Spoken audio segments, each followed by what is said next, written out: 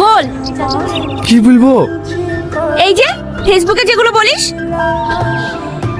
তুমি কি চার্জার যে তোমার হাসি দেখলে মনের ব্যাটারি ফুল হয়ে যায়? এখন চার্জ আছে তো, না এসে ফুল করে দেবো। আবার কি লিখেছে?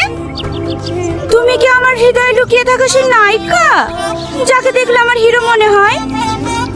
এখন তো জোগাড় লাগছে, আমি তো তোর সামনেই আছি।